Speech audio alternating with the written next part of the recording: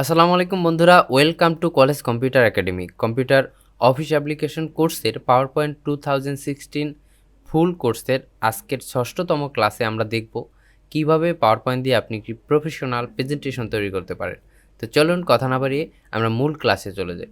আজকের এই ভিডিওতে আমরা দেখব কিভাবে আমরা এরকম একটি ছবি দিয়ে বিভিন্ন ডিজাইন করে আমরা একটি প্রেজেন্টেশন তৈরি করতে পারি। তো চলুন আমরা শুরু থেকে শুরু করি। প্রথমে আমরা কি করব? প্রথমে আমরা একটি পাওয়ারপয়েন্ট প্রেজেন্টেশন তৈরি করব।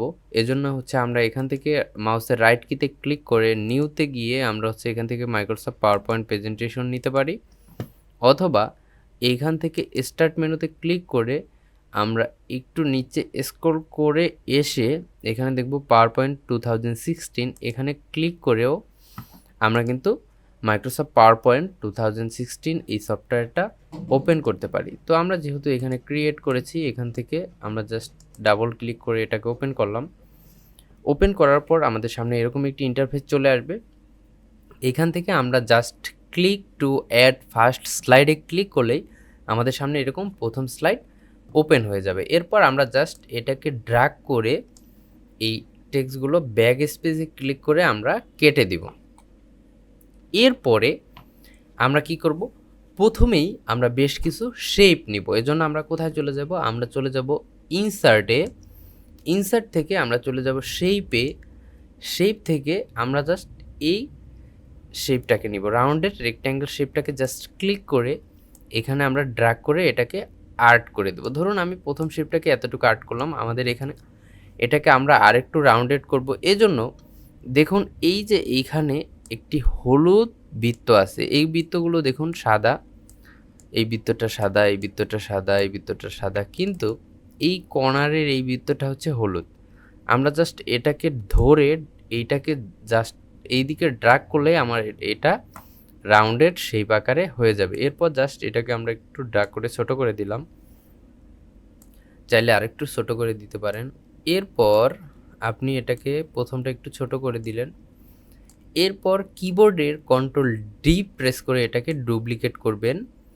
এরপর এটাকে এখানে একটু উপরে তুলে দিলেন, এখানে একটু এরকম থাকলো, আবার Ctrl+D প্রেস করলেন।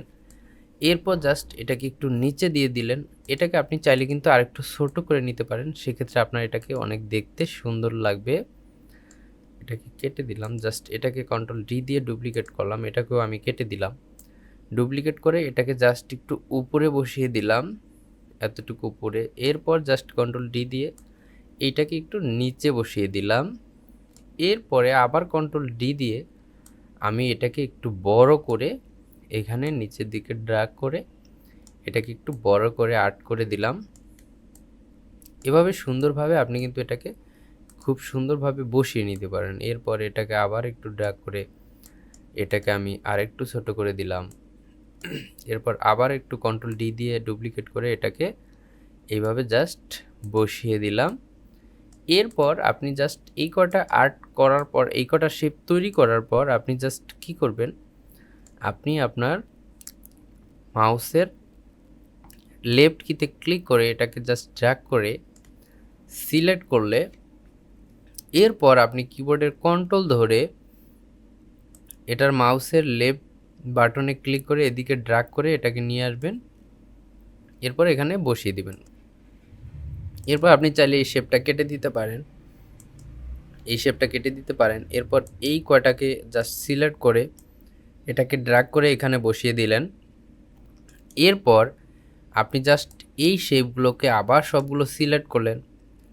এরপর জাস্ট আবার কন্ট্রোল ধরে মাউসের লেফট কিতে ধরে এটাকে জাস্ট ড্র্যাগ করে এখানে এনে বসিয়ে দিলেন। এখানে বসানোর পর আপনি জাস্ট কি করবেন? এই যে দুইটা শেপ আছে, এই দুইটা শেপকে, উপরে দুইটা শেপকে সিলেক্ট করে ব্যাক স্পেস দিয়ে কেটে দিলে আপনার এটা কিন্তু অনেকটা ডায়নামিক লাগবে। এরপর আপনি জাস্ট কি করবেন? এটাকে ড্র্যাগ করে সবগুলো সিলেক্ট করতে পারেন, অথবা আপনি কিবোর্ডের থেকে Ctrl+A প্রেস করলে আপনার সকল শেপগুলো সিলেক্ট হয়ে যাবে। এরপর আপনি মাউসের রাইট কিতে ক্লিক করে গ্রুপ থেকে জাস্ট গ্রুপ করে নেবেন।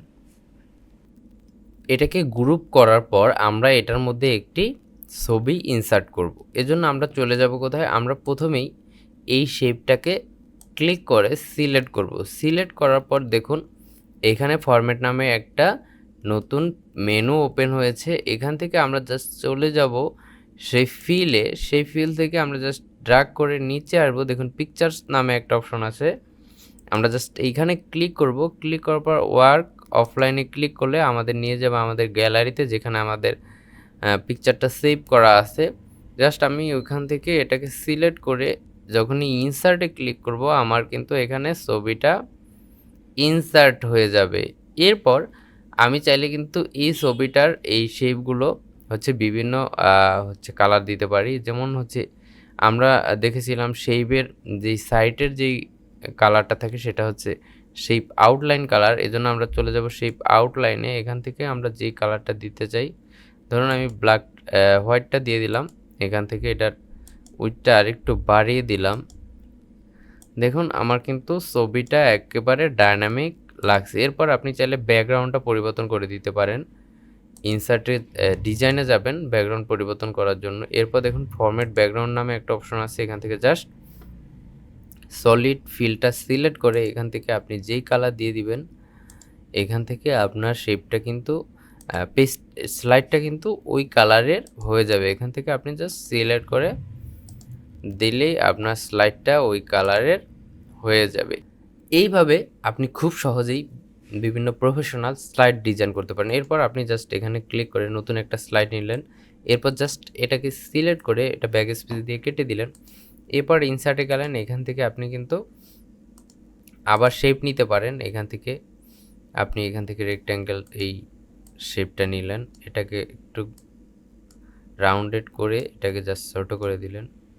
চাইলে আর একটু বড় নিতে পারেন। এভাবে বড় নিয়ে জাস্ট এটাকে ডুপ্লিকেট করে এখানে বসিয়ে দিলেন। এরপর আবার ডুপ্লিকেট করে উপরে বসিয়ে দিলেন। এরপর আবার ডুপ্লিকেট করে এটাকে এখানে বসিয়ে এটা একটু বড় করে দিলেন। জাস্ট এখানে ড্র্যাগ করে এটাকে বড় করে দিলেন। আবার ডুপ্লিকেট করে এখানে বসিয়ে দিলেন। আবার ডুপ্লিকেট করে এখানে বসিয়ে দিলেন। এভাবে কিন্তু আপনি বিভিন্ন শেপের মধ্যে হচ্ছে আপনার বিভিন্ন পিকচার ইনসার্ট করে আপনার স্লাইডটাকে আরও কিন্তু ডায়নামিক করে উপস্থাপন করতে পারেন। এরপর জাস্ট কন্ট্রোল এ দেওয়ার পর আপনার সব সিলেক্ট হয়ে যাবে, অথবা এইভাবে ড্র্যাগ করে আপনি সকল শেপগুলো সিলেক্ট করবেন, রাইট বাটনে ক্লিক করবেন। এরপর গ্রুপে গিয়ে জাস্ট এটাকে গ্রুপ করে দিবেন। এরপর আপনি জাস্ট এটাকে সিলেক্ট করে ফিলে গিয়ে সেই ফিল থেকে পিকচার্সে গিয়ে এখান থেকে ওয়ার্ক অফলাইনে গিয়ে এখান থেকে জাস্ট আপনি এই পিকচারটা ইনসার্ট করে দিলেই আপনার কিন্তু শেপটা আরও ডায়নামিক লাগবে। এরপর জাস্ট সেই ফিলটা আপনি অন্য কালার দিয়ে দিতে পারেন। এখন দেখুন আপনার কিন্তু শেপটা অনেকটা ডায়নামিক লাগছে। এভাবে আপনি কিন্তু খুব সহজেই প্রফেশনাল পাওয়ার পয়েন্ট প্রেজেন্টেশন তৈরি করতে পারেন। তো আজ এই পর্যন্তই, দেখা হচ্ছে পরবর্তী কোনো ভিডিওতে। ততক্ষণ সাথেই থাকুন, ভালো থাকুন, সুস্থ থাকুন। আসসালামু আলাইকুম।